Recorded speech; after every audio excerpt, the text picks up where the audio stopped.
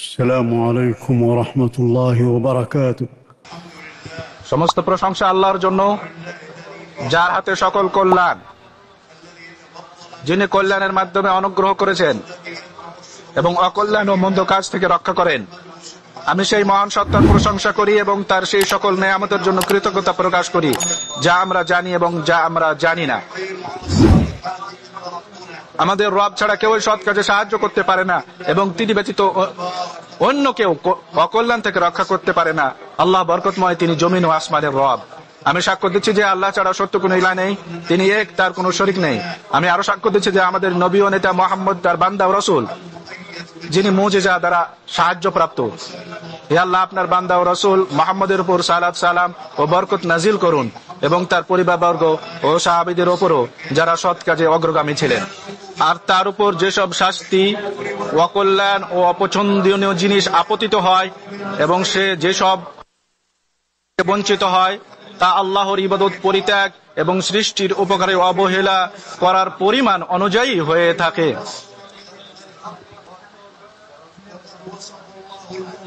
আল্লাহ মুমিনদেরকে তার হক আদায় এবং সৃষ্টির প্রতি ইহসান করার গুণে বিশেষায়িত করেছেন। যেমন আল্লাহ তাআলা বলেন, আর মুমিন পুরুষ ও মুমিন নারী একে অপরের বন্ধু, তারা সৎ কাজের নির্দেশ দেয় ও অসৎ কাজে নিষেধ করে, সালাত কায়েম করে, যাকাত দেয় এবং আল্লাহ ও তার রাসূলের আনুগত্য করে।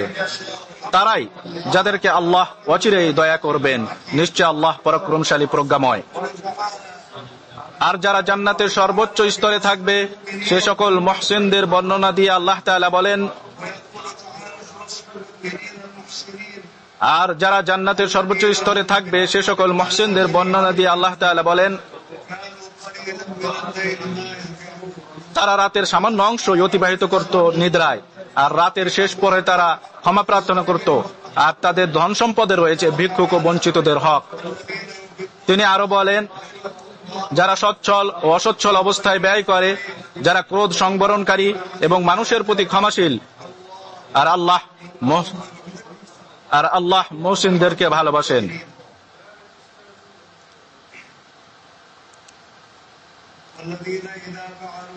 আর যারা কোনো অশ্লীল কাজ করে ফেললে আর নিজেদের প্রতি জুলুম করলে আল্লাহকে স্মরণ করে এবং নিজের পাপের জন্য ক্ষমা প্রার্থনা করে, আর আল্লাহ ছাড়া কে পাপ ক্ষমা করবে, এবং তারা যা করে ফেলে জেনে বুঝে তারা তা পুনরায় করতে থাকে না, তারাই যাদের পুরস্কার হলো তাদের রবের পক্ষ থেকে ক্ষমা এবং জান্নাত, যার পাদদেশে নদী প্রবাহিত, সেখানে তারা স্থায়ী হবে। আর সৎকর্মশীলদের পুরস্কার কতই না উত্তম। আল্লাহ বান্দাগণ, যাকাত ফরজ করা হয়েছে আল্লাহর বান্দাদের উপকারের জন্য এবং মুসলিমদের একটি বিশেষ শ্রেণীর প্রয়োজন পূরণের জন্য। ইসলামের মহান সৌন্দর্যের অন্যতম নিদর্শন হলো এটিকে ইসলামের একটি স্তম্ভ করা হয়েছে, যা একজন মুসলিম আল্লাহর সন্তুষ্টি লাভের আশায় আদায় করে, আল্লাহর নিকট যা রয়েছে তার প্রতি প্রত্যাশী এবং তার পুরস্কার লাভের আশাবাদী হয়ে। একটি নেকি 10 গুণ থেকে 700 গুণ পর্যন্ত এবং আরো অনেক গুণ বৃদ্ধি পায়। যাকাত সম্পদকে ধ্বংস থেকে রক্ষা করে এবং বরকত নষ্টকারী বিষয়কে প্রতিহত করে এবং গরিবদের ভালোবাসা সৃষ্টি করে। যারা সম্পদ দাতার জন্য সকল প্রকার কল্যাণের দোয়া করে। বস্তুত যাকাত হৃদয়কে কৃপণতা ও লোভ থেকে পবিত্র করে, যা হৃদয়কে আক্রান্তকারী সবচেয়ে বিপজ্জনক ব্যাধি। ফলে তা মানুষকে ধ্বংস ও দুনিয়ার প্রতি লোভের গহ্বরে নিয়ে যায়, যা আমাদের পূর্বের জাতিগুলোকে ধ্বংস করেছে। যেমনটি সহিহ মুসলিমে জাবের রাদিয়াল্লাহু থেকে বর্ণিত হাদিসে এসেছে, তোমরা কৃপণতা থেকে সাবধান থাকো, কেননা এই কৃপণতায় তোমাদের পূর্ববর্তীতে ধ্বংস করেছে, তা তাদেরকে রক্তপাতে উদ্বুদ্ধ করেছে এবং হারাম বস্তুসমূহ হালাল জ্ঞান করতে প্রলুব্ধ করেছে।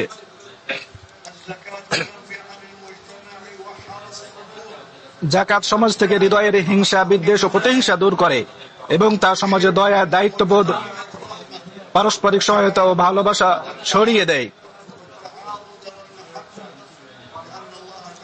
কারণ আল্লাহ তাআলা ধনীদের উপর যাকাত ফরজ করেছেন, যা তাদের দরিদ্রদের মাঝে বিতরণ করা হবে। আল্লাহ তার হিকমতের ভিত্তিতে মানুষের মাঝে রিজিকগত পার্থক্য রেখেছেন, যাতে তারা কাজের ক্ষেত্রে একে অপরের দ্বারা উপকৃত হতে পারে। মানুষ তখনই কল্যাণের মাঝে থাকবে যখন তারা পারস্পরিক সহযোগিতায় নিয়োজিত থাকবে। আর ইসলাম পারস্পরিক হকের বর্ণনা করে, অপূর্ণ থেকে পূর্ণ দেয়, বঞ্চিতদেরকে তাদের অধিকার প্রদান করে এবং অসহায়দেরকে হাত ধরে এগিয়ে নিয়ে যায় এবং মুসলিম সমাজের সদস্যদের মাঝে সমান সুযোগ নিশ্চিত করে, যাতে মুসলিমেরা এমন লাঞ্ছনা থেকে রক্ষা পায় যা হৃদয়কে নষ্ট করে।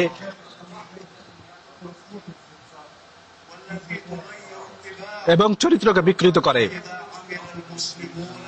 বস্তুত যদি মুসলিমরা ইসলামের শিক্ষা অনুযায়ী কাজ করে, তাহলে কোন ধ্বংসাত্মক মতবাদ বা খারাপ ও নিকৃষ্ট পুঁজিবাদ তাদের মধ্যে প্রবেশ করতে পারবে না। মহান আল্লাহ বলেন, আর দৃঢ় বিশ্বাসী সম্প্রদায়ের জন্য বিধান প্রদানে আল্লাহর চেয়ে আর কে শ্রেষ্ঠতর। প্রকৃতপক্ষে যাকাত হলো আল্লাহর হক। আল্লাহ তাআলা ফকির, মিসকিন, যাকাত আদায়কারী, যাদের অন্তর আকৃষ্ট করতে হয় তাদের জন্য, দাস মুক্তি, ঋণগ্রস্ত, আল্লাহর পথে জিহাদকারী এবং মুসাফিরদের জন্য যাকাত বিতরণ করতে নির্দেশ দিয়েছেন।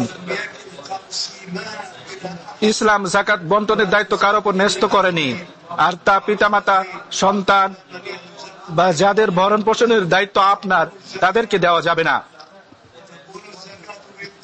যাকাত সোনা, রূপা, চতুষ্পদ জন্তু, ব্যবসায়িক পণ্য, জমি থেকে উৎপন্ন ফসল, খনিজ সম্পদ এবং ভূগর্ভ থেকে উত্তোলিত সম্পদের উপর ফরজ করা হয়েছে। স্বর্ণের নিসাব হলো 20 মিসকাল, যা 85 গ্রাম। এটি সৌদি গিনি অনুযায়ী 11 গিনি এবং 3 সপ্তাংশ গিনির সমান। রূপার নিসাব 200 দিরহাম, যা রূপার রিয়াল অনুযায়ী 56 রিয়ালের সমান। এইসব সম্পদের ক্ষেত্রে অথবা এর সমপরিমাণ যে কোনো কাগজি মুদ্রার মূল্যের ক্ষেত্রে যাকাতের হার 40/1 অর্থাৎ 2.5%।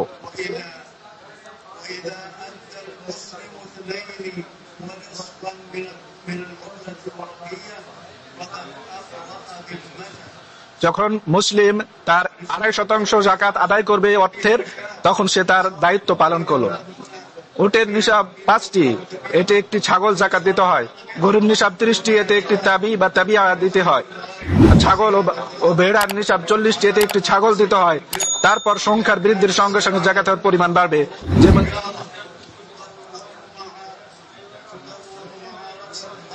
ব্যবসায়িক পণ্যের মূল্য বর্ষপ্রতিতে নির্ধারণ করতে হবে এবং এর মূল্যের 40/1 যাকাত দিতে হবে। আর জমি থেকে উৎপন্ন শস্যে ওসর তথা 1/10 যাকাত দিতে হবে,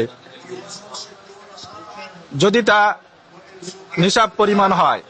1 অশাক হলো 7 সা। যদি শেষ যন্ত্রের মাধ্যমে পানি সরবরাহ করা হয়, তবে তা থেকে অর্ধ দশমাংশ অর্থাৎ 20/1 যাকাত দিতে হবে। আর খনিজ সম্পদ ও তেল এবং মাটি থেকে উত্তোলিত সম্পদের 40/1 যাকাত দিতে হবে। প্রত্যেক মুসলিমের উচিত যাকাতের বিস্তারিত বিধান জানার জন্য আলেমদের জিজ্ঞাসা করা, যাতে সে তার দায়িত্ব মুক্ত হতে পারে এবং তার সম্পদকে ক্ষতি থেকে রক্ষা করতে পারে। যে ব্যক্তি এই যাকাতের অবহেলা করে তার সম্পদ দুনিয়া ও আখিরাতে তার জন্য শাস্তির কারণ হবে। যেমন আল্লাহ তাআলা বলেন, কাজে তাদের সম্পদ ও সন্তান সন্ততি আপনাকে যেন বিমুগ্ধ না করে। আল্লাহ তো এসবের দ্বারাই তাদেরকে দুনিয়ার জীবনে শাস্তি দিতে চান, আর তাদের আত্মা বের হবে কাফের থাকা অবস্থায়। সহিহ বুখারী মুসলিমে হাদিসে এসেছে, আবু হুরায়রা রাদিয়াল্লাহু তাআলা আনহু থেকে বর্ণিত, রাসূল সাল্লাল্লাহু আলাইহি ওয়াসাল্লাম বলেছেন, সোনা রূপার অধিকারী যেসব লোক এগুলোর হক আদায় করে না, কিয়ামতের দিন এগুলো দিয়ে তার জন্য আগুনের অনেক পাত তৈরি করা হবে, তারপর তা জাহান্নামের আগুনে গরম করা হবে, তারপর তা দিয়ে তার কপাল, পার্শ্ব, দেশ ও পিঠে দাগ দেওয়া হবে। যখন ওই ঠান্ডা হয়ে আসবে পুনরায় তা উত্তপ্ত করা হবে। এরূপ করা হবে এমন একদিনে যার পরিমাণ হবে 50,000 বছরের সমান। আর তার এরূপ শাস্তি বান্দাদের বিচার শেষ না হওয়া পর্যন্ত চলতে থাকবে। অবশেষে সে তার পথ দেখতে পাবে, হয় জান্নাতে না হয় জাহান্নামের দিকে। জিজ্ঞেস করা হয়, আল্লাহর রাসূল, উটের মালিকের কি অবস্থা হবে? তিনি বললেন, যে উটের মালিক তার উটের হক আদায় করবে না, আর তার হকের মধ্যে রয়েছে উটগুলোকে তাদের পানের দিনে দহন করানো, কিয়ামতের দিন সে সমতল ও বিস্তীর্ণ ভূমিতে শায়িত হবে, যেখানে তার উটগুলো তাদের পূর্বকার সর্বোচ্চ সংখ্যায় থাকবে, একটিও বাচ্চাও কম থাকবে না। এগুলো তাকে তাদের খুর দিয়ে পদদলিত করবে এবং তাদের মুখ দিয়ে কামড়াবে। মালিককে দলিত করে একটি উট চলে গেলে অপরটি আসবে, এমনটি চলতে থাকবে ওই দিন, যে দিনের পরিমাণ হবে 50,000 বছর। অতঃপর লোকদের ফয়সালা হবে। অবশেষে সে তার পথ দেখতে পাবে জান্নাতে না হয় জাহান্নামের দিকে। প্রশ্ন করা হলো, হে আল্লাহর রাসূল, গরু ও ছাগলের হক কি? তিনি বললেন, গরু ছাগলের কোন মালিক যদি তাদের হক আদায় না করে তবে কিয়ামতের দিন তাকে এক প্রশস্ত সমতল প্রান্তরে শোয়ানো হবে। অতঃপর গরু ছাগল তাকে স্বীয় খুর দ্বারা দলিত এবং শিং দ্বারা আঘাত করতে থাকবে, যেদিন সেগুলোর কোনো একটিও অনুপস্থিত থাকবে না এবং তাদের মধ্যে কোনো গরু ছাগল শিংবিহীন, উল্টো শিং বা ভাঙ্গা শিং বিশিষ্ট থাকবে না। এদের প্রথম দলটি যখন চলে যাবে তৎক্ষণাৎ অন্য দলটি এসে যাবে। এভাবে চলতে থাকবে ওই দিন, যে দিনের পরিমাণ হবে 50,000 বছর। অবশেষে যখন লোকদের বিচার অনুষ্ঠিত সমাপ্ত হবে, সে তার পথ দেখতে পাবে, হয় জান্নাতে আর না হয় জাহান্নামের দিকে। হ্যাঁ মুসলিমগণ, আপনারা রমজান মাসে অবস্থান করছেন। আপনারা রমজান মাসে অবস্থান করছেন, কাজেই আপনারা নিজ নিজ সম্পদকে পবিত্র করুন যাকাত প্রদান ও কল্যাণমূলক কাজে ব্যয় করার মাধ্যমে। তাহলে আল্লাহ আপনাদের ধন সম্পদ, সন্তান সন্ততি ও কর্মে বরকত দান করবেন এবং আপনাদেরকে জান্নাতের উচ্চ স্থানে উন্নীত করবেন। আল্লাহ তাআলা বলেছেন, বলুন, নিশ্চয় আমার রব তো তার বান্দাদের মধ্যে যার প্রতি ইচ্ছে রিজিক বাড়িয়ে দেন এবং তার জন্য সীমিত করেন, আর তোমরা যা কিছু ব্যয় করবে তিনি তার বিনিময় দিবেন, তিনি শ্রেষ্ঠ রিজিক দাতা। আল্লাহ আমাকে আপনাদেরকে মহাগ্রন্থ আল কোরআনে বরকত দান করুন এবং এর মধ্যে বিদ্যমান আয়াত এবং প্রজ্ঞাপূর্ণ উপদেশমালা দ্বারা আমাদের উপকৃত করুন। আমি আমার বক্তব্য পেশ করলাম এবং মহান আল্লাহ রাব্বুল আলামিনের নিকট ক্ষমা প্রার্থনা করছি। সমস্ত প্রশংসা আল্লাহর জন্য, যার হাতে সকল কল্যাণ, যিনি কল্যাণের মাধ্যমে অনুগ্রহ করেছেন এবং অকল্যাণ ও মন্দ কাজ থেকে রক্ষা করেন। আমি সেই মহান সত্তার প্রশংসা করি এবং তার সেই সকল নেয়ামতের জন্য কৃতজ্ঞতা প্রকাশ করি যা আমরা জানি এবং যা আমরা জানি না। আমাদের রব ছাড়া কেউ সৎ কাজে সাহায্য করতে পারে না এবং তিনি ব্যতীত অন্য কেউ অকল্যাণ থেকে রক্ষা করতে পারে না। আল্লাহ বরকতময়, তিনি জমিন ও আসমানের রব।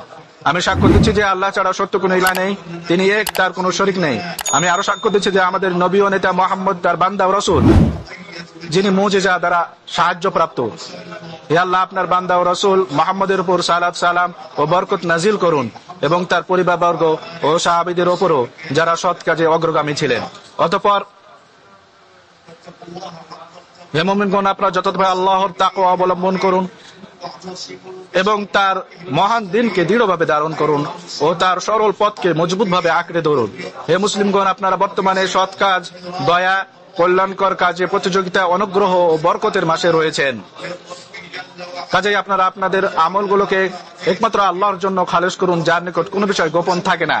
নিজেদের সাথে বিভিন্ন ধরনের নেক আমল পেশ করুন এবং দোয়ার উপর অবিচল থাকুন, কেননা দোয়ার সাথে কেউ ধ্বংসপ্রাপ্ত হয় না। যে দয়ালু রবের নিকট মিনত করে। নবী সাল্লাল্লাহু আলাইহি ওয়াসাল্লাম বলেছেন, হাদিসে এসেছে, দোয়াই ইবাদত। সুনানে আবু দাউদ, তিরমিজি, ইবনে মাজাহ নোমান বিন বশির রাদিয়াল্লাহু থেকে বর্ণিত হাদিস। আপনারা কোরআন তিলাওয়াতে যথাযথ গুরুত্ব দিন এবং এই মাসে অধিক পরিমাণে নফল ইবাদত থেকে অনাগ্রহী হবেন না, বিশেষত তারাবির সালাত ও জামাতের সাথে সালাত আদায়ে যত্নবান হওয়ার ক্ষেত্রে। আর দুর্বল, গরিব, অভাবগ্রস্ত ও বিপদগ্রস্তদের প্রতি দয়া করুন, কারণ তাদের আল্লাহর নিকট সুপারিশ করার সুযোগ রয়েছে। হাদিসে এসেছে, তোমরা তোমাদের দুর্বলদের মাঝে আমার অনুসন্ধান করো, তোমরা তোমাদের দুর্বলদের মাঝে আমার অনুসন্ধান করো, কেননা তোমাদের রিজিক ও সাহায্য দুর্বলদের মাধ্যমেই দেওয়া হয়। সুনানে আবু দাউদ, তিরমিজি ও নাসাই আবু হুরায়রা রাদিয়াল্লাহু তাআলা আনহু হতে বর্ণিত হাদিস।